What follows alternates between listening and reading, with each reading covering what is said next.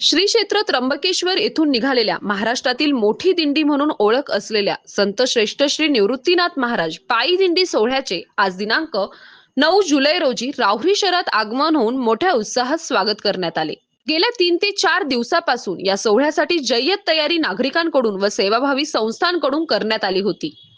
काल संध्याकाळच्या सुमारास राहुरी शहरात या दिंडी सोहळ्याचे आगमन झाले। यावेळी रावसाहेब चाचा तनपुरे, हर्ष तनपुरे, नगराध्यक्ष भाऊसाहेब मोरे, आर तनपुरे, सुनील भुजाडी, राजेंद्र उंडे, आरिफ शेख, ओमकार कासाल, सुनील पवार, नंदू तनपुरे, संदीप सोनवणे, पांडू उदावंत आदी उपस्थित होते। दरवर्षीपेक्षा यंदा दिंडीमध्ये जास्त गर्दी पाहाव्यास मिळाली। राहुरी शहरात जिकडे पाहावे तिकडे वारकरीच दिसत होते।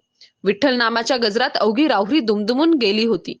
त्यामुळे राहुरी शहराला प्रति पंढरीचे स्वरूप प्राप्त होऊन वातावरण भगवेमय व भक्तिमय झाले होते। राहुरी शहरातील सौ भागीरथीबाई तनपुरे विद्यालयात श्री संत निवृत्तीनाथ महाराजांची पालखी दर्शनासाठी ठेवली होती। यावेळी हजारो महिला पुरुष भाविकांनी या पालखीचे दर्शन घेतले। ही पालखी मुक्कामाला होती। सकाळी या पालखी सोहळ्याने डोंगरगण नगरमार्गे पंढरीकडे प्रस्थान होणार आहे। या पालखी सोहळ्याच्या स्वागतासाठी अवघे राहुरी शहर सज्ज झाले होते। ठिकठिकाणी भाविकांसाठी वेगवेगळ्या व्यवस्था करण्यात आल्या होत्या। स्थानिक प्रशासनासह विविध संस्था संघटनाच्या वतीने देखील वारकऱ्यांसाठी चहा, नाश्ता, भोजनाची व्यवस्था करण्यात आली होती। संभाव्य पावसाच्या दृष्टीने ही पालिका व प्रशासन सज्ज होते।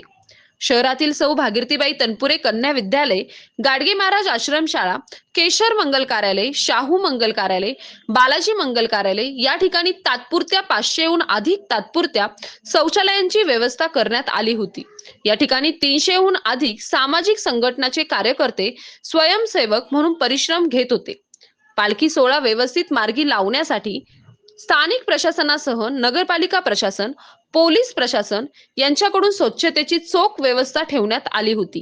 या दिंडी सोहळ्यात 40 ते 50 हजार वारकरी तसेच 50 दिंड्या सहभागी झाल्या आहेत। ही संख्या पुढे वाढत जाऊन 1 लाखावर वारकरी व 100-125 दिंड्या अशी होते। यंदा शासनाकडून चांगली सुविधा दिंडीला पुरवण्यात येत आहे। यामध्ये टॉयलेट व्यवस्था करण्यात आली आहे। या सोहळ्यात रुग्णवाहिका, पिण्याच्या पाण्याचे टँकर, सामान वाहतुकीसाठी ट्रकची व्यवस्था करण्यात आली आहे।